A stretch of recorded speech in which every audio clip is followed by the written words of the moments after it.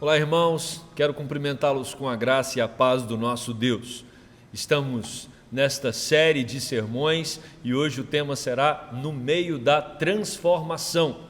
Para isso eu quero convidar você a abrir a sua Bíblia no livro de Gênesis, capítulo 41, leremos os versos 51 e 52.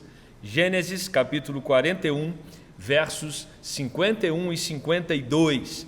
Diz assim a palavra do nosso Deus: José ao primogênito chamou de Manassés, pois disse: Deus me fez esquecer de todos os meus trabalhos e de toda a casa de meu pai.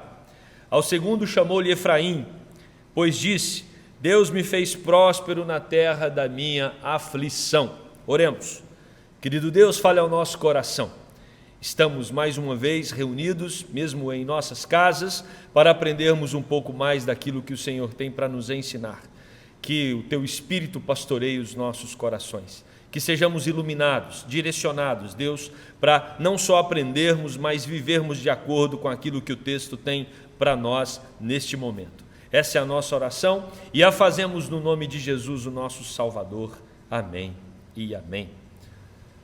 Estamos diante de uma turbulência, de uma tempestade, um momento difícil. E como é complexo a gente falar ou exprimir a nossa opinião diante desse cenário. Sócrates vai dizer que o mundo está dividido em dois grupos de pessoas, os tolos e os sábios. De acordo com ele, os sábios são aqueles que sabem que são tolos, e os tolos são aqueles que acreditam que são sábios. Então, nesse momento de pandemia, é importante tomarmos cuidado quando emitimos as nossas opiniões, até porque estamos no meio da transformação. É difícil fazermos uma avaliação antes do término do processo.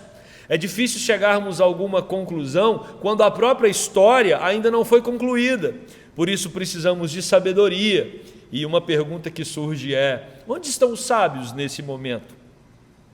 Eu acredito que alguns deles estão em silêncio, esperando, e outros com critério estão ajuntando as peças do quebra-cabeça para entender o que está acontecendo, e quando eles observam, eles falam apenas daquilo que eles estão vendo, e que nós possamos agir dessa mesma forma. Esse é um texto, o texto de Gênesis que nós acabamos de ler. Ele vai falar também sobre um processo.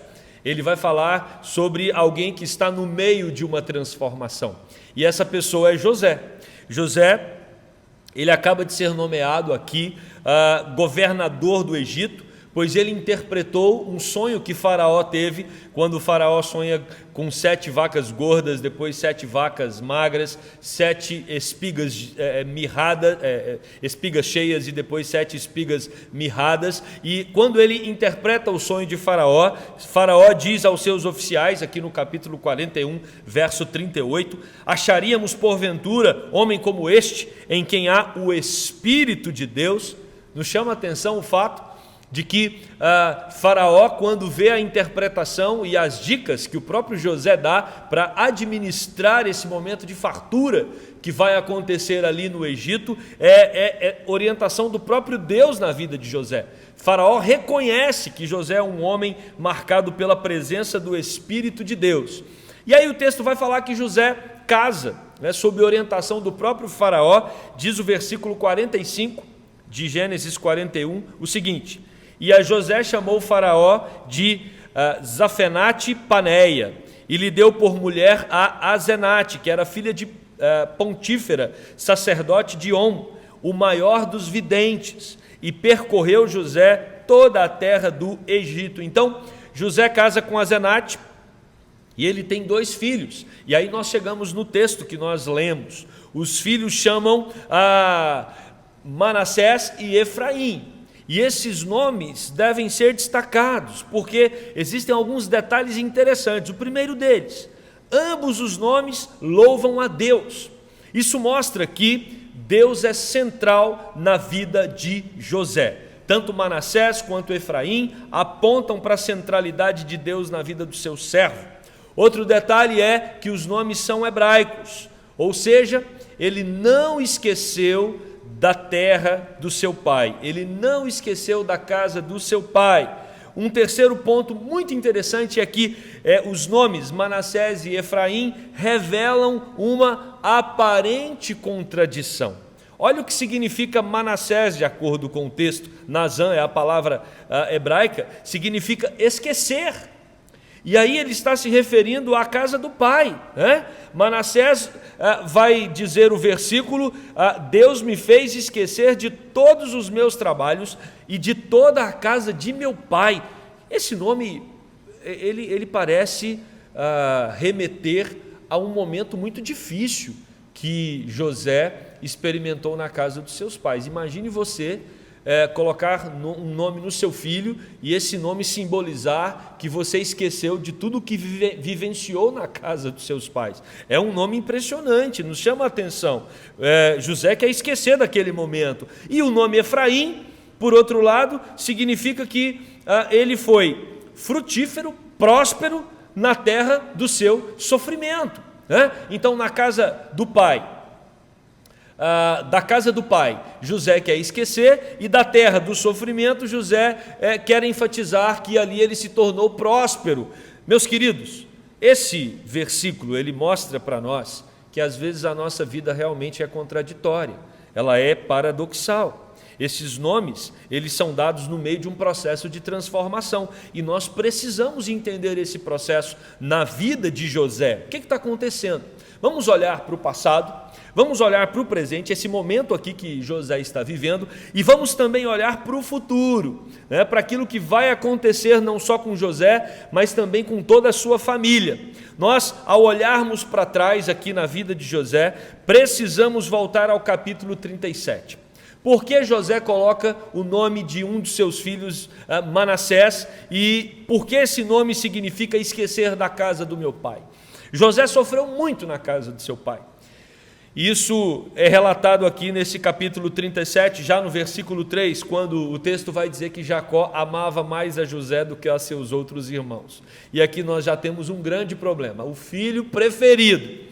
E José, como filho preferido, recebe presentes melhores do que os seus irmãos. Por exemplo, nós temos aqui a túnica, que o texto vai falar, que José ganha do seu pai, e isso produz um ciúmes muito grande nos seus irmãos começam a odiá-lo. E esse ódio é um ódio que interfere até no jeito de comunicar com ele, ou seja, já há um relacionamento hostil.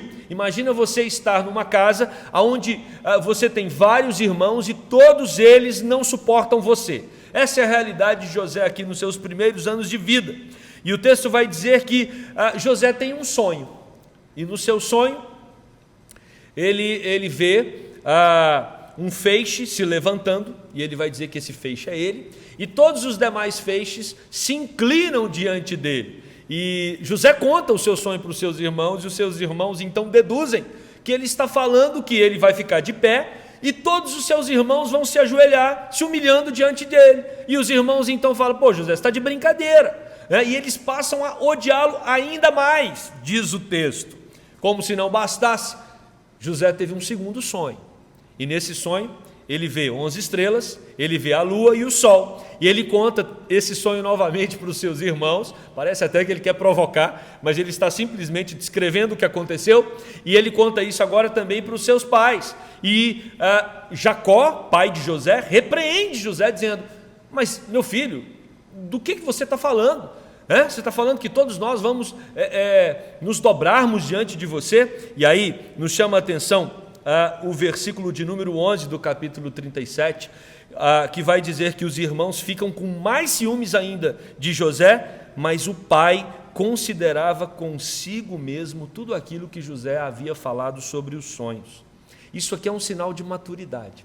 Os irmãos se precipitam, agindo simplesmente com as emoções, mas Jacó, o pai de José, apesar de repreendê-lo, ele pondera, ele começa a pensar a respeito daquilo que José havia falado.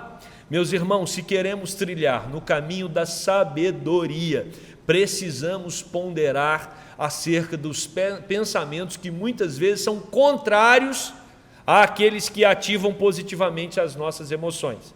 Ou seja, explicando, nós precisamos aprender a ouvir aquilo que nos contraria. José fala alguma coisa, o pai o repreende, do sonho, mas Jacó pondera sobre o que o seu filho falou. Precisamos aprender a ponderar, sem envolver tanto as nossas emoções, sem nos inflamarmos às opiniões daqueles que pensam diferente da gente. Isso é um sinal de sabedoria.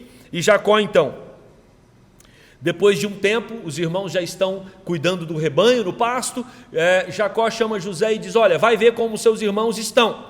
E José então vai até o encontro dos irmãos, e os irmãos percebem a chegada de José de longe. E eles então, ao olhar para José, eles dizem: lá vem o sonhador. E então, naquele momento, enquanto José se aproxima, os irmãos elaboram um plano para tirar a vida de José.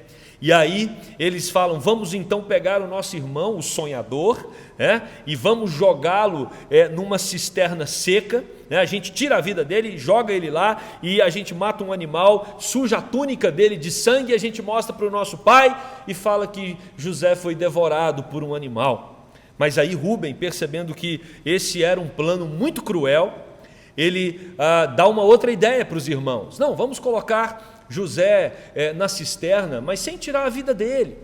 Interessante essa dica de Rúben, porque que diferença faria? Matá-lo ou deixá-lo morrer na cisterna seca? Por isso eu concordo com os comentaristas que dizem que o que Rúben está fazendo aqui é ganhando tempo para pensar no outro plano, para não tirar a vida de José. E os irmãos então fazem isso, colocam José ali naquela cisterna e vão comer um pão. Enquanto eles estão comendo pão, eles percebem uma caravana de ismaelitas passando de Gileade para o Egito. E aí eles têm uma outra ideia. A ideia surge a partir de Judá. Judá diz: e por que nós não vendemos então o nosso irmão? Além de não tirar a vida dele, que é algo que vai pesar sobre nós, derramar o sangue do próprio irmão, nós vamos ganhar um dinheiro.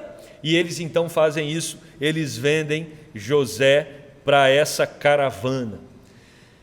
Na nossa jornada, na nossa caminhada, nós temos momentos de rejeição, nós temos momentos em que muitos tentam agir com crueldade para conosco, nós temos momentos em que nós somos tratados com tanto desprezo como José está sendo tratado aqui. Ele é vendido por 20 ciclos de prata. O mesmo aconteceu com o nosso Senhor Jesus Cristo, que foi vendido por Judas, por algumas moedas também.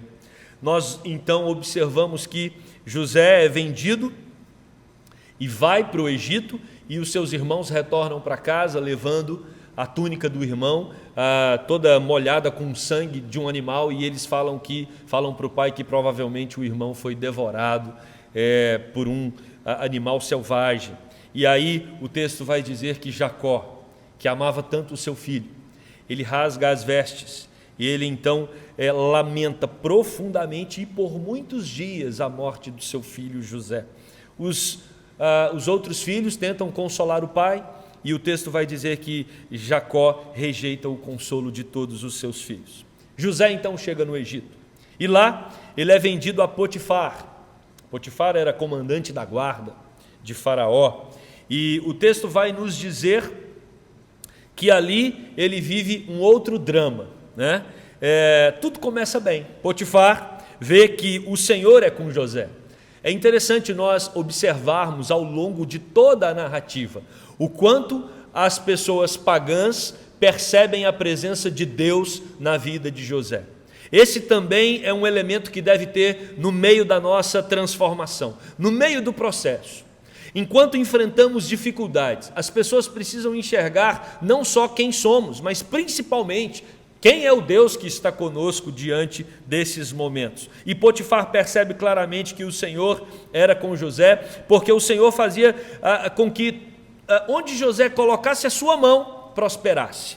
Então, onde José estava, a prosperidade acontecia. Por isso, ele se torna mordomo de Potifar.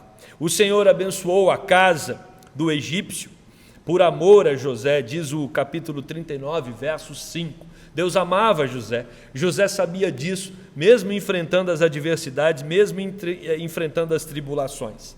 José era um homem formoso, um homem bonito. Por isso, começa aqui um problema. A mulher de Potifar se apaixona por José e começa a seduzi-lo. E José recusa a sedução daquela mulher. E precisamos destacar qual era o motivo pelo qual José recusava. O texto diz nos versos 8 e 9 que José não cometeria aquele ato de adultério, de traição, porque isso seria uma maldade contra Deus.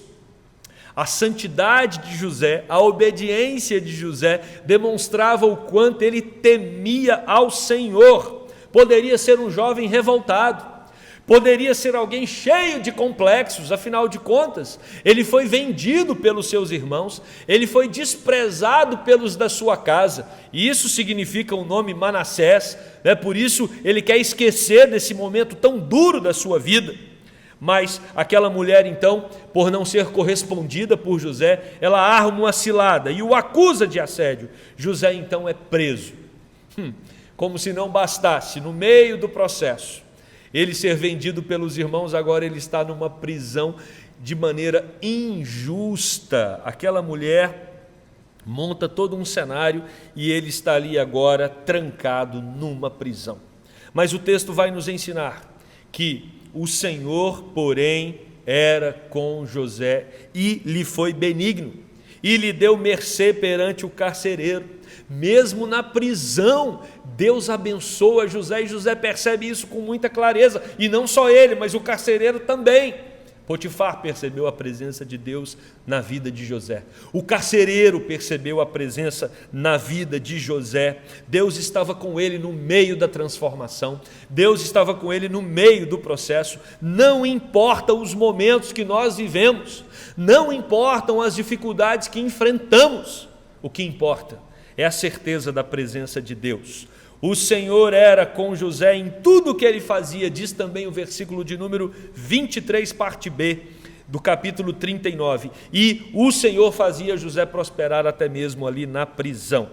E aí, irmãos, nós temos o capítulo de número 40, que vai dizer, passadas essas coisas, ou seja, José está ali preso já há algum tempo, o mordomo e o padeiro ofendem Faraó, e Faraó também manda-os para a cadeia. Eles são presos, estão ali na mesma cela, sob os cuidados de José, né, porque o carcereiro concedeu a José cuidar dos presos, e esses presos, o mordomo e o copeiro, o padeiro, estão ali na prisão e eles têm um sonho.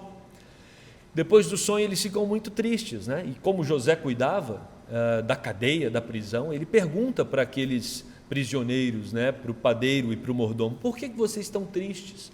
E eles respondem, porque nós tivemos um sonho e não tem quem os interprete. E José então fala, conta o sonho.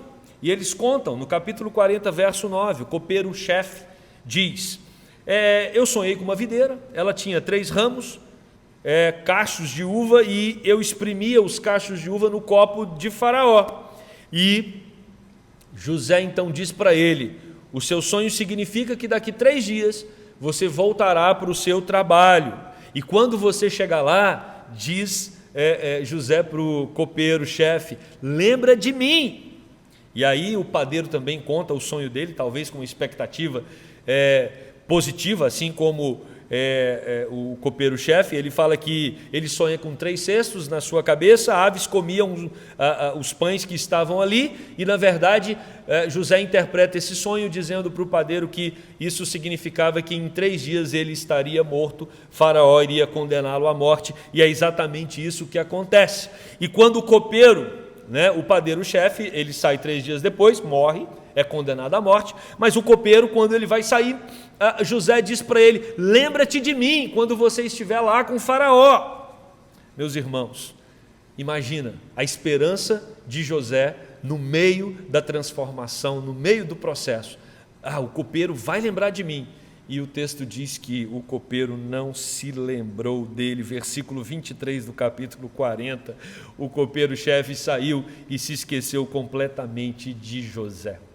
Quantas vezes na caminhada você também já se sentiu frustrado, com uma expectativa que não foi adiante, né? Você injetou muitas expectativas em alguma coisa e não deu certo.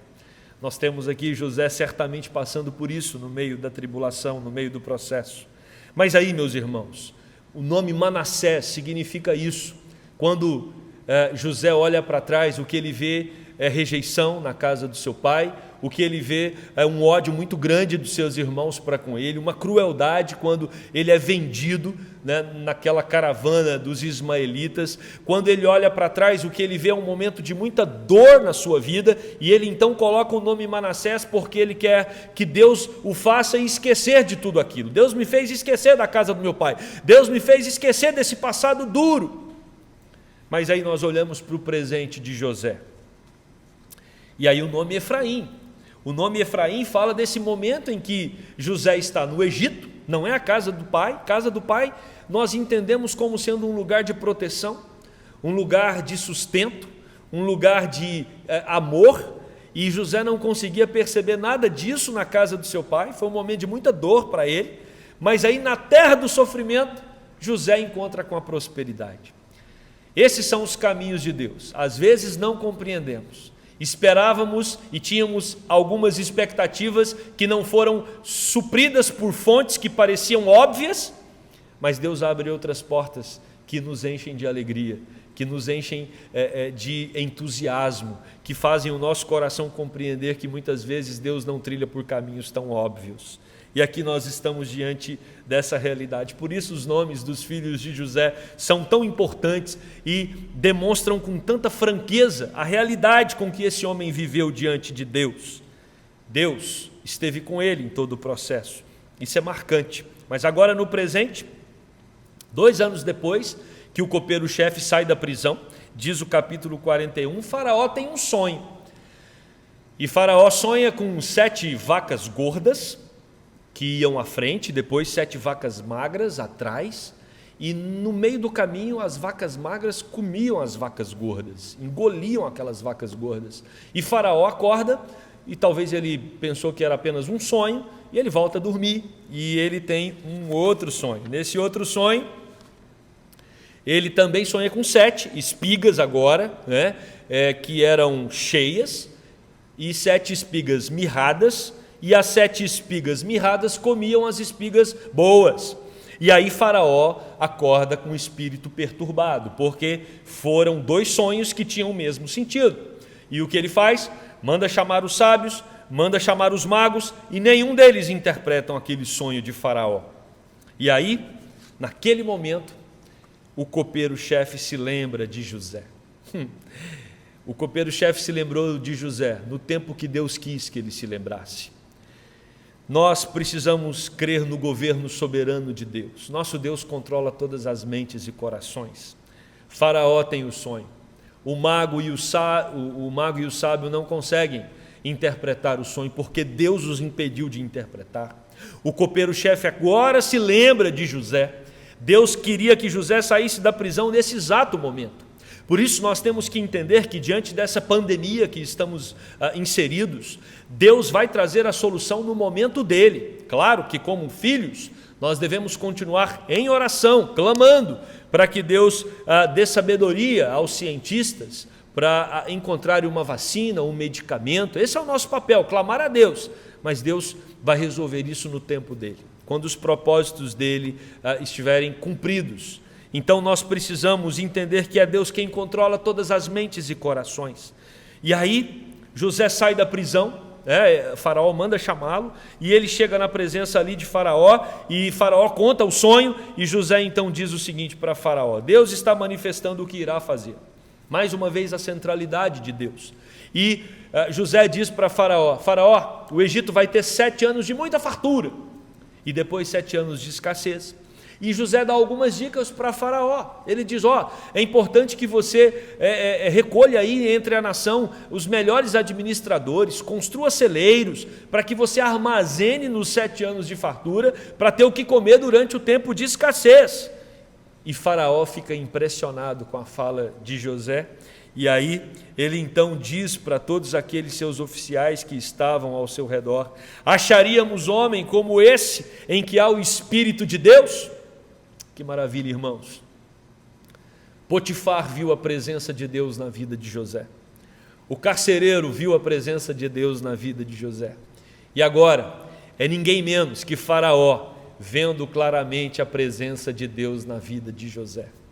Deus quer que no momento de adversidade, no meio da transformação, no processo, as pessoas consigam enxergar Deus em nós.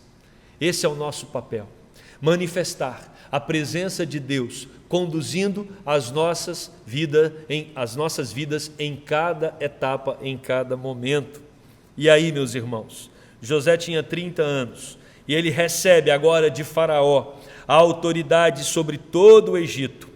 E ele então casa, tem 2 filhos, são os filhos que nós lemos o texto no início, Manassés e Efraim. Isso mostra claramente que no meio do processo, tudo se transforma. Por isso que quando ele coloca o nome nos filhos, ele olha para o seu passado. E ele diz, eu sofri muito na casa do meu pai e Deus me ajudou a esquecer disso, Manassés. Ele olha para o seu presente agora, que ele se torna o segundo homem mais importante do Egito, e ele coloca o nome no seu filho de Efraim. Por quê? Porque Deus esteve com ele e Deus o prosperou na terra do sofrimento. Esse é o Deus que cuida das nossas vidas. Por isso, nós então somos convidados agora a olhar para o futuro. O Deus que cuida do seu povo no passado, o Deus que cuida do seu povo no presente, é o Deus também que vai cumprir todas as suas promessas. Nós temos uma aliança feita com Abraão, com Isaac e com Jacó, e Deus precisa preservar esse povo, Deus precisa preservar essa família, porque é a partir desta família que vai nascer a grande nação de Israel. E o capítulo 42 mostra que eles não poderiam morrer de fome. É por isso que José vai à frente, e José então se torna governador do Egito, e agora Jacó diz para os seus filhos, nós estamos sem alimento, precisamos ir até o Egito buscar, para poder termos o que comer.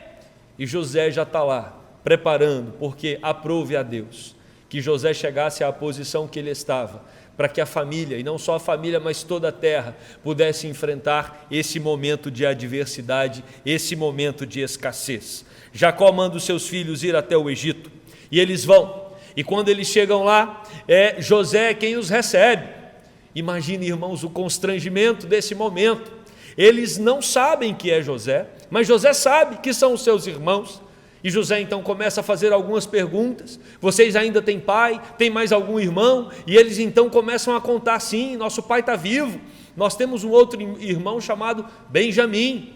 Tinha um outro que morreu, que foi pego por animais. E aí José fala, mas cadê Benjamim? O nosso pai não quis que ele viesse. Ele ficou porque nosso pai já perdeu um filho e não quer perder outro. E aí José diz, vocês vão ter que trazer Benjamim. Simeão ficará preso. Voltem lá, levem mantimento, mas da próxima vez que vocês vierem para o Egito, vocês precisam trazer Benjamim. Eles então voltam com o alimento, chegam, contam tudo para o pai diz, vocês não vão levar Benjamim.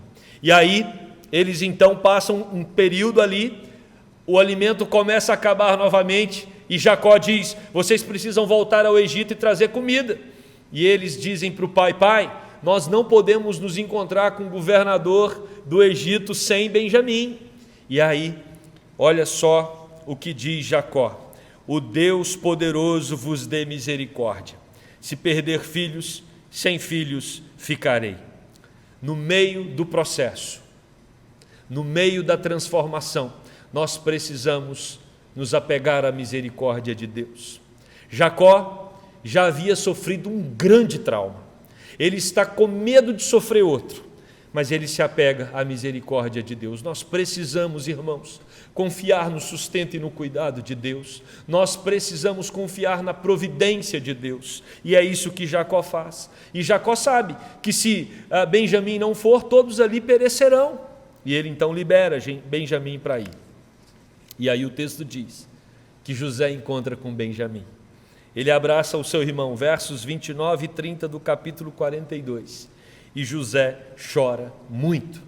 Daí então ele se revela aos seus irmãos, e os seus irmãos, quando José fala que é ele, provavelmente eles ficaram estupefados, preocupados, e José então já os tranquiliza dizendo, não entristeçais, porque vocês foram usados por Deus. Meus queridos, é muito difícil lermos apenas partes da história, e o que nós estamos percebendo aqui é que a história do povo de Deus vai se encaixando perfeitamente. Deus tem um projeto não só para a vida de José, Deus tem um projeto para o seu povo. Eu e você fazemos parte desse projeto, e nós precisamos entender que Deus está no controle da nossa vida, da nossa casa, da igreja presbiteriana da Gávea, do seu povo espalhado por toda a terra. Por isso precisamos confiar, precisamos ter os nossos corações descansados na soberania desse Deus. E aí o capítulo 46 vai falar exatamente sobre a chegada de Jacó, Os filhos voltam, contam para o pai tudo o que aconteceu, eles precisam confessar que venderam o irmão e que agora o irmão é governador do Egito. José manda trazer o pai chega, e ali nós temos um momento marcante, porque Deus havia dito para Jacó: Israel, Israel, não tema descer, lá farei de você uma grande nação. E Jacó agora se encontra com seu filho, versículo 29 do capítulo 46. Imagine, irmãos, a intensidade desse encontro, o amor, imagina a emoção calorosa do encontro de José com seu pai. Esse momento é um momento muito especial, e nós então percebemos que Deus estava presente na vida de José, em cada uma das etapas. Deus estava presente no meio da transformação. E agora nós podemos olhar a história, passado, presente e futuro, e podemos tirar algumas conclusões para a nossa vida. A primeira delas: sejamos sábios, sejamos sábios. Não percebemos em momento nenhum José se queixando, José duvidando do cuidado de Deus, duvidando do suprimento de Deus, interpretando somente parte do processo. José sabe que Deus está no controle. José sabe que Deus governa todas as coisas. Ele simplesmente confia. Por isso ele testemunha o nome de Deus naquele lugar. Por isso ele testemunha da presença de Deus por onde ele passa. Deus é com ele, assim como Deus é conosco. Sejamos sábios. No meio da transformação, tudo pode parecer confuso. A casa do pai é um lugar para ser esquecido. A terra da aflição é um lugar que produz prosperidade. Deus tem projetos para o seu povo, e esses projetos muitas vezes não seguem a nossa lógica, porque Deus tem a sua própria lógica. O que nós devemos entender é que a vontade dele, a vontade soberana, é sem dúvida nenhuma muito melhor do que qualquer um dos nossos projetos. O que não podemos deixar de lembrar é que a aliança de Deus jamais será quebrada. Deus fez promessas para o seu povo, e Deus vai cumprir essas promessas. Cabe a nós descansar no seu governo e na sua soberania. Por isso, diante desse momento que enfrentamos, não tire conclusões precipitadas.